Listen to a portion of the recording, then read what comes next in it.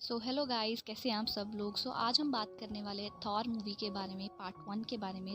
ये movie basically Norse mythology पर based है। इस माइथोलॉजी के अकॉर्डिंग जो हमारा पूरा ब्रह्मांड है वो 9 रियासतों में बटा हुआ है, बिल्कुल एक पेड़ के जैसे, जिसपे सबसे ऊपर लेवल पर हमारा आता है एसगार्ड, बीच में आता है मिडगार्ड यानी कि हमारी अर्थ, और लास्ट लेवल पे आता है हेल यानी कि नर्क। मूवी स्टार्ट होते ही गाइस हमें दिखाया जाता है एसगार्ड का दृश्य। एसगार्ड बेसिकली वो गैलेक्सी है जहाँ पे हमारे राजा रहते हैं, हमारे गॉड्स रहते हैं, जिनके पास बहुत सारी पावर्स होती हैं और उनका एक ही काम होता है कि हमारे ब्रह्मांड को पूरी ताकतों से बचाना। पर जहाँ पे भगवान है वहाँ पे शैतान भी है। वैसे ही एक गैलेक्सी होती है जिसका नाम होता है यूटनहाइम। यूटनहाइम में बेसिकली कौन रहता है, हमारे फ्रॉस्ट जाइंट्स रहते हैं। फ्रॉस्ट जाइंट्स वो राक्षस है वो जो किसी को भी अपनी ताकतों के साथ जमा सकते हैं। फ्रॉस्ट जाइंट के राजा का नाम होता है लॉफी और उसकी हमेशा किंग ओडिन के साथ लड़ाई रहती है। वैसे ही मूवी में अब सीन जो होता है वो शिफ्ट होता है, हमें एक लड़की दिखाई जाती है जिसका नाम होता है जेन। जेन बेसिकली एक साइंटिस्ट होती है। वो अपने साथ जो उसकी टीम है यानी कि डार्सी और एरिक की, उसके साथ आसमान में हो रही बहुत ही मिस्टीरियस थिंग के बारे में रिसर्च कर रही होती है। जैसे ही वो रात को उस चीज़ के बारे में रिसर्च करने के बारे में पहुंचते हैं, वो देखते हैं कि एक अजीब सी लाइट उन्हें दिखती है। पर वो अचानक से वहाँ से रिकॉर्ड करते हुए सब कुछ भागने लगते हैं। और जैसे ही वो भागने लगते हैं, एक बहुत ही बुरा स्टॉर्म होता है और एक लाइट जो है जमीन के साथ टकराती है। उस लाइट के साथ साथ एक वहाँ पे बंदा भी गिरता है जो जेन की कार के साथ टकरा जाता है। जेन थोड़ी सी इमोशनल हो जाती है और उसे बोलती है कि प्लीज तुम मरना मत। वो जो बंदा होता है जो उस कार से ये टकरा जाता है वो और कोई नहीं, वो थॉर होता है। गाइस, थॉर वहाँ पे कैसे पहुंचा ये तो हमें मूवी के आगे ही पता लगेगा। नेक्स्ट सीन में हमें दिखाया जाता है नॉर्वे का सीन, 965 एडी यानी हमारे मिडगार्ड का सीन। वहाँ पे मिडगार्ड में क्या हो रहा होता है कि जो हमारे फ्रॉस्ट जाइंट है जो यूटनहाइम से आए होते हैं वो हमारे मिडगार्ड पर कब्जा करना चाहते हैं। वो हम बहुत सारी सेना लेकर वहाँ पे पहुंच जाते हैं। पर जो किंग ऑडिन है यानी कि हमारे भगवान है, वो हमारी रक्षा करने के लिए आते हैं और फ्रॉस्ट जाइंट्स को हरा देते हैं। फ्रॉस्ट जाइंट्स के पास एक बहुत ही पावरफुल हथियार होता है जिसको वो कैस्केट ऑफ एंशिएंट विंटर्स भी कहते हैं। ये एक ऐसा वेपन है जिसकी मदद से फ्रॉस्ट जाइंट किसी को भी जमा सकते थे। किंग ऑडिन जब फ्रॉस्ट जाइंट को हरा देते हैं, वो अपना जो कैस्केट ऑफ एंशिएंट विंटर है फ्रॉस्ट जाइंट से ले लेते हैं और उसे एसगार्ड में रख लेते हैं ताकि फ्रॉस्ट जाइंट और कोई भी तबाही ना कर सके। फिर गाइस मूवी में नेक्स्ट हमें एसगार्ड का सीन दिखाया जाता है कि वो कितनी भव्य नगरी है जिसकी बहुत बड़ी बड़ी बिल्डिंग्स हैं, जहाँ पे हाफ चीज़ें तो ऐसा लगता है जैसे मैजिक है। गाइस, किंग ऑडिन के 2 बेटे होते हैं, लॉकी और थॉर। वो अपने दोनों बेटों से बहुत ही प्यार करते हैं और उन्हें इक्वली ट्रीट करते हैं। और बाकी हमें इस महल में फेमस थॉर के हैमर का भी थोड़ा सा दृश्य देखने को मिलता है, क्योंकि जो थॉर है वो बड़ा बेटा होता है, इसीलिए उसे राजगद्दी के लिए चुना जाता है। और जैसे ही उसकी जो सेरेमनी है उसके राजा बनने की वो शुरू होती है, वो अपनी राजगद्दी को संभालने ही वाला होता है कि राजा जो है सभी लोग एंजॉय कर रहे होते हैं कि फाइनली अब जो थॉर है वो राजा बन जाएगा। थॉर भी बहुत ही ज़्यादा खुश होता है और जब भी किंग ऑडिन जो है वो थॉर को राजा अनाउंस करने वाले होते ही हैं कि कुछ ऐसा हो जाता है कि वो ऐसा नहीं कर पाते। होता ये है कि जो फ्रॉस्ट जाइंट है वो पता नहीं कैसे जो एसगार्ड की जो सिक्योरिटी सेल है उसमें अपना कैस्केट ऑफ एंशिएंट विंटर को चुराने की कोशिश करते हैं और वो लगभग कामयाबी हो ही जाता है। पर वहाँ पे उनका एक सोल्जर आ जाता है एसगार्ड का, जो कि बहुत ही पावरफुल होता है और वो सारे फ्रॉस्ट जाइंट को मार देता है। किंग ऑडिन को इसके बारे में पता लग जाता है कि हमारे जो सिक्योरिटी सेल है उसमें थोड़ी सी घुसपैठ हुई है। पर वो आके देखते हैं तो वो देखते हैं कि सब कुछ ठीक है और कैस्केट ऑफ एंशिएंट विंटर भी अपनी जगह पे पड़ा हुआ है। वहाँ पे वो फ्रॉस्ट जाइंट को मरा हुआ देखते हैं। किंग ऑडिन ये सब देख के थोड़ा परेशान तो होते हैं, पर थॉर जो है इस बात को देखकर बहुत ही ज़्यादा गुस्सा हो जाता है। वो अपने फादर को बोलता है कि हमें इन फ्रॉस्ट जाइंट को मज़ा चखाना चाहिए। अब वो कैसे एसगार्ड की सिक्योरिटी को तोड़ सकते हैं और हमारा जो कैस्केट ऑफ विंटर है उसको चुराने की कोशिश कर सकते हैं। ये सारी बातें सुनकर जो किंग ऑडिन है वो उसे समझाते हैं कि अगर वो चोरी करने की कोशिश उन्होंने की भी है पर वो चोरी करने में कामयाब तो नहीं हुए, तुम इस मामले को यहीं पे रहने दो। बट जो थॉर है वो ऐसा नहीं करता, वो अपने फादर की बात नहीं मानता। वो उल्टा और गुस्सा हो जाता है कि फादर को पता नहीं है कि अब मैं राजा बनने वाला हूँ और मुझे फैसला लेना चाहिए और मेरे अकॉर्डिंग तो हमें फ्रॉस्ट जाइंट को मज़ा चखाना चाहिए। वहाँ पे लॉकी होता है, वो थॉर को और भड़काने की कोशिश करता है कि हाँ, अगर हम फ्रॉस्ट जाइंट की इस हरकत को बढ़ावा देंगे, उसके खिलाफ कोई भी स्टेप नहीं उठाएंगे, तो वो डेफिनेटली उनकी हिम्मत जो है और बढ़ेगी और वो आगे जाके हमारे एसगार्ड पर कब्जा करने की कोशिश भी करेंगे। वो थॉर को अपने ही फादर के खिलाफ थोड़ा भड़काता है, क्योंकि कहीं ना कहीं जो लॉकी होता है वो थॉर से जेलस होता है, क्योंकि वो राजा बनना चाहता था। ये सब बातों को सुनकर थॉर बहुत ही ज़्यादा श्योर हो जाता है कि वो यूटनहाइम जाएगा। वो अपने साथ अपने सारे फ्रेंड्स को भी कन्विंस करने की कोशिश करता है कि अब हमें फ्रॉस्ट जाइंट को मज़ा ज़रूर चखाना चाहिए और हमें यूटनहाइम जाना चाहिए। वो उन सबको याद दिलाता है कि उन्होंने इकट्ठे मिलकर कितनी सारी लड़ाइयाँ लड़ी हैं और जीती हैं। सो गाइस, थॉर अपने सारे फ्रेंड्स को कन्विंस कर लेता है कि फ्रॉस्ट जाइंट उनके लिए कितना बड़ा खतरा है और उन पर जितना जल्दी हो सके कंट्रोल पाना बहुत ज़रूरी है। तो थॉर और उसके सारे दोस्त रेनबो ब्रिज से होते हुए बाइफ्रॉस्ट की तरफ जाते हैं। सो गाइस, बाइफ्रॉस्ट बेसिकली एक ऐसा इंस्ट्रूमेंट या ऐसा यंत्र है जिसकी मदद से 2 गैलेक्सीज में ट्रैवल किया जा सकता है। बाइफ्रॉस्ट का पहरेदार का नाम हैम्डल होता है। हैम्डल के पास एक ऐसी तलवार है जो बाइफ्रॉस्ट की चाबी की तरह काम करती है। उसकी तलवार के बिना बाइफ्रॉस्ट नहीं अपना काम कर सकता और गैलेक्सीज में ट्रैवल नहीं किया जा सकता। सो वो थॉर होता है, वो हैम्डल को बोलकर एक गैलेक्सी से दूसरी गैलेक्सी में ट्रैवल करता है और वो एसगार्ड से यूटनहाइम में पहुंच जाता है। सो गाइस, जैसे ही थॉर और उसके फ्रेंड्स यूटनहाइम में पहुंचते हैं, वो देखते हैं कि आसपास उन्हें कुछ नहीं दिखता, बस सारी और ठंड का माहौल होता है। सो जो थॉर होता है वो ज़ोर से आवाज़ लगाता है कि यहाँ कोई नहीं है मेरा मुकाबला करने के लिए। सो एकदम से वहाँ पे लॉकी आ जाता है जो फ्रॉस्ट जाइंट का राजा होता है, और वो थॉर से कहता है कि तुम्हारे फादर ने हमारे पास शांति का समझौता किया था जिसको तुमने तोड़ दिया है और हमें अब लड़ाई चाहिए, अब हम तुम्हें छोड़ेंगे नहीं।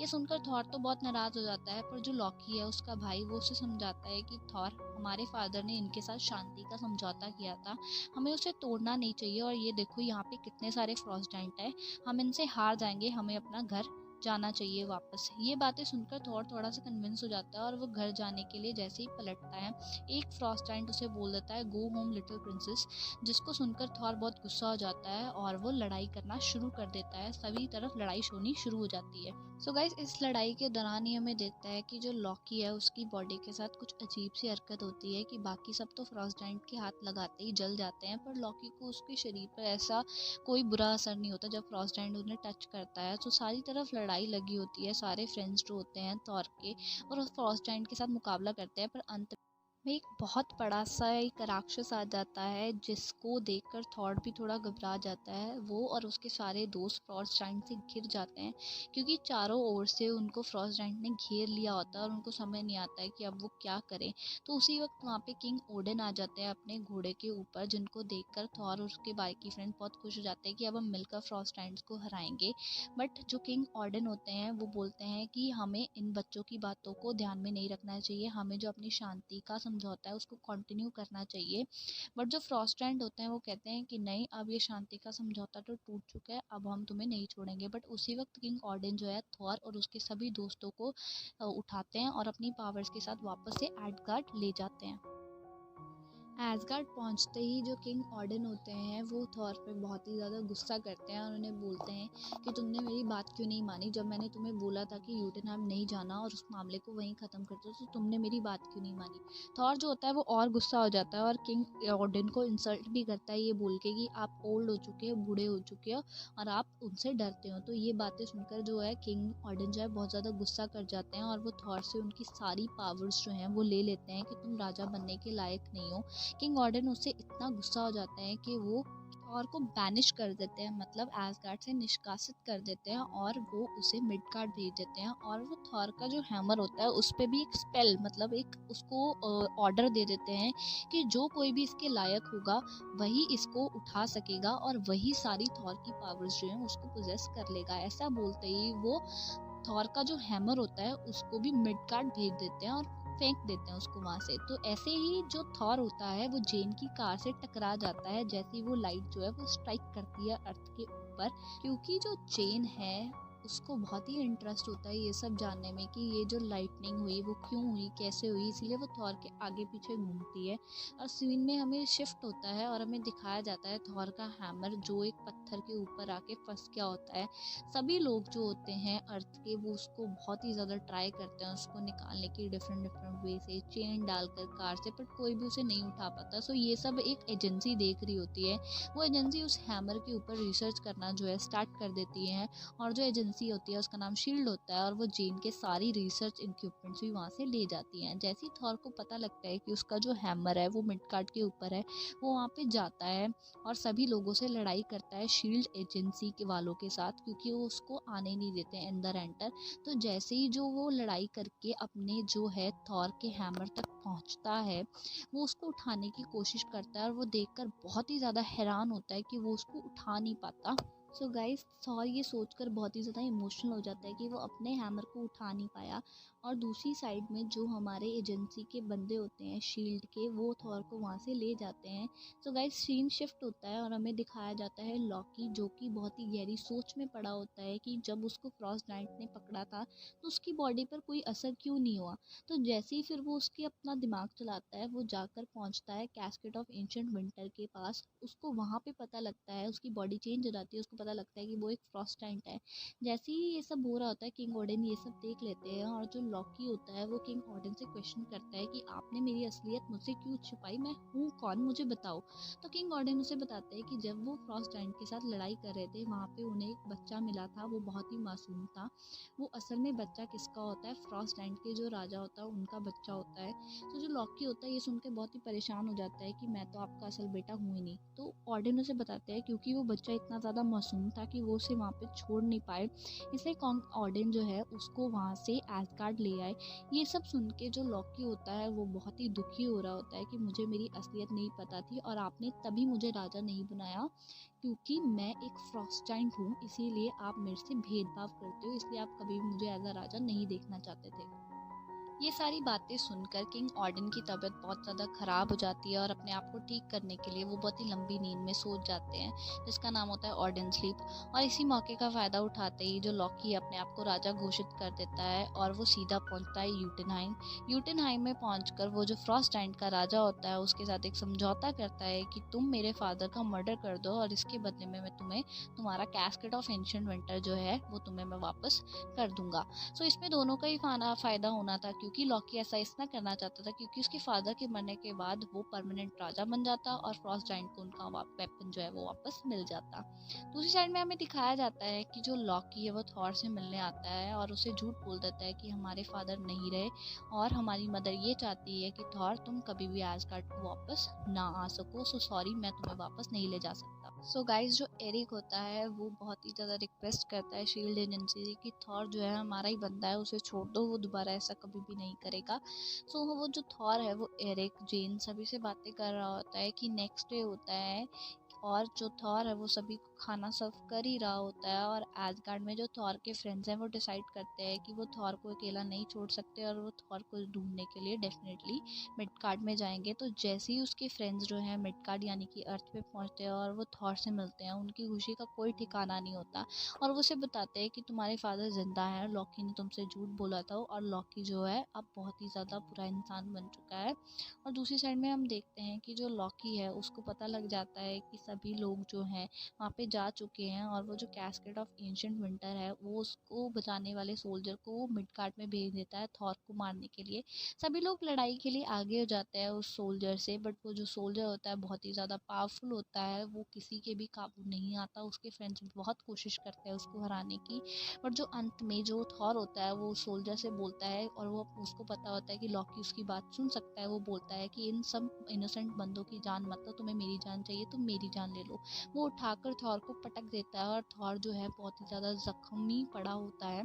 पर उसी वक्त जो थॉर का हैमर होता है वो उसके पास आ जाता है, क्योंकि उसके फादर ने कहा था कि जो उसके काबिल होगा उसी को थॉर की ताकतें मिलेगी। तो थॉर अब काबिल हो चुका था और वो अपने हैमर की मदद से उस सोल्जर को हरा देता है। थॉर और उसके बाकी फ्रेंड्स वापस एसगार्ड में आ जाते हैं और जो फ्रॉस्ट टाइम होता है वो किंग ऑर्डन को मारने की कोशिश में कामयाब होने ही वाले होते हैं कि उसी वक्त वहाँ पे लॉकी आ जाता है और वो फ्रॉस्ट टाइम को मार देता है। तो उसी वक्त वहाँ पर लॉकी के साथ साथ वहाँ पे थॉर भी आ जाता है और वो थॉर जो है उसे लॉकी को बोलता है कि तुम्हें ऐसा नहीं करना चाहिए था, और वो लॉकी के साथ जो है लड़ाई करनी शुरू कर देता है। उनमें लड़ाई जो है बहुत ही ज़्यादा गंभीर होती जा रही थी, वो एक दूसरे को मारने की कोशिश करने लगे थे। तो जैसे ही जो है वो बायफ्रॉस्ट का यूज़ करके यूटेनहाइम की पूरी रेस को, पूरी गैलेक्सी को तबाह करना जो है वो स्टार्ट कर देता है।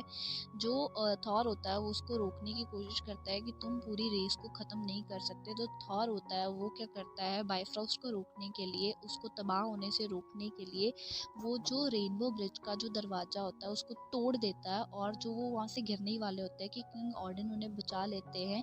और क्योंकि वो आपस में लटके हुए होते हैं, जो लॉकी होता है वो बोलता है कि मैं इसके काबिल नहीं हूँ, तो लॉकी जो है उसको वहाँ से छोड़ देता है और वो गैलेक्सी में गिर जाता है।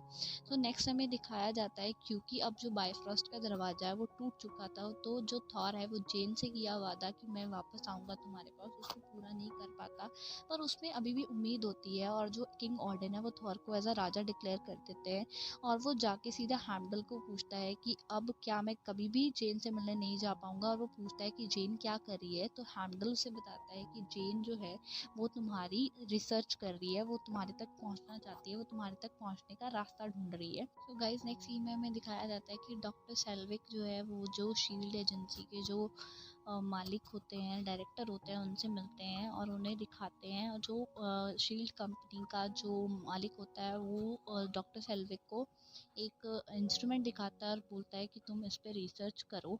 और जो डॉक्टर सेल्विक होता है हम उसको मिरर में देखते हैं, तो मिरर में हमें लॉकी दिखता है जो डॉक्टर सेल्विक को अपने वश में कर कर उनसे हाँ बुलवाता है कि हाँ हम इन पर रिसर्च करेंगे। तो इससे इस बात से हमें पता लगता है कि जो लॉकी है वो अभी भी जिंदा होता है, वो मरा नहीं होता और वो अपना इरादा भी नहीं बदलता, वो अभी भी एसगार्ड का राजा बनना चाहता है।